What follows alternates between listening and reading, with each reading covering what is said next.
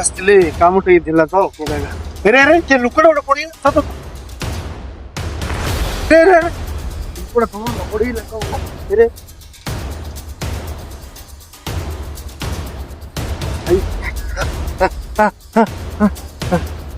ଆଜ୍ଞା ପଡିଗଲି ଆଜ୍ଞା। ଆରେ ଖରା ତରାରେ ଏ ବିଲ କାମ ଆପଣ କେମିତି କରୁଛନ୍ତି? କଣ କରିବି ଆଜ୍ଞା, ଲେବର କିଏ ଆସୁନାହାନ୍ତି। ନିଜ ଦେଖିଲି ନିଜ କାମ ନିଜେ କରିବି ବୋଲି ଆସିଲି, ଖରାରେ ପଡିଗଲି। ନାଇଁ ନାଇଁ, ଏ ଭୁଲ କେବେ ଆପଣ କରନ୍ତୁନି। ଆପଣ ଋଣ କେବେ ସୁଝି ପାରିବେନି ଆଜ୍ଞା। ଆଜି ଗୋଟେ ମନୁଷ୍ୟର ମୂଲ୍ୟ କେତେ ଇମ୍ପୋର୍ଟାଣ୍ଟ ଜାଣିଛନ୍ତି? ଆଜ୍ଞା ଆପଣ ଭୁଲ କରିଦେଲେ। ଏ ଖରା ତରାରେ ଯଦି ଆସିଲେ ହାତରେ ପାଣି ବୋଟଲ ଧରିକି ଆସିବେ। ଆଜ୍ଞା ଖାଲି ହାତରେ ବିଲ ବାଡି କାମ କରୁଛନ୍ତି ଆପଣ।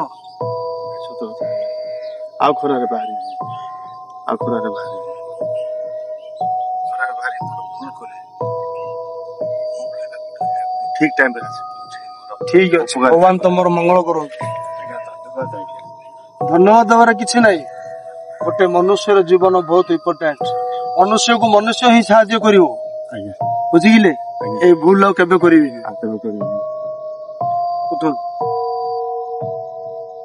ନିଅନ୍ତୁ ପାଣି ଟିକେ ପିଅନ୍ତୁ।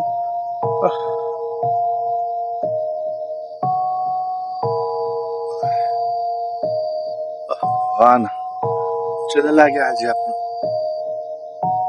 ମୋ ପରିକା କାମ କରିକି ମୁଁ ଯୋଉ ବ୍ୟସ୍ତରେ ପଡିଗଲି, ସେମିତି ଆପଣ ଷ୍ଟେପ ନେବେନି।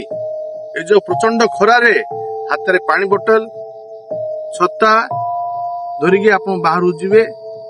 ବେଶୀ ଯଦି ପ୍ରଚଣ୍ଡ ଖରା ହେଲା, ଘରକୁ ରିଟର୍ନ ପଳା ଆସିବେ।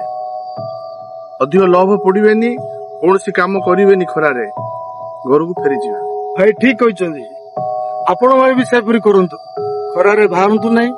ଯଦି ବା ବାହାରିଲେ ମୁଣ୍ଡରେ ଛତା, ହାତରେ ଜୋତା ଏବଂ ପାଣି ବୋଟଲ ଆଉ ଆଖିରେ କଳା ଚଷମା ପିନ୍ଧି ଆପଣ ପଦାକୁ ବାହାରିବେ। ହେଲେ ନା ଦର୍ଶକ ବନ୍ଧୁ, ଆମେ କହିବା କଥା ଆପଣ ଅକ୍ଷରେ ଅକ୍ଷରେ ପାଳନ କରନ୍ତୁ।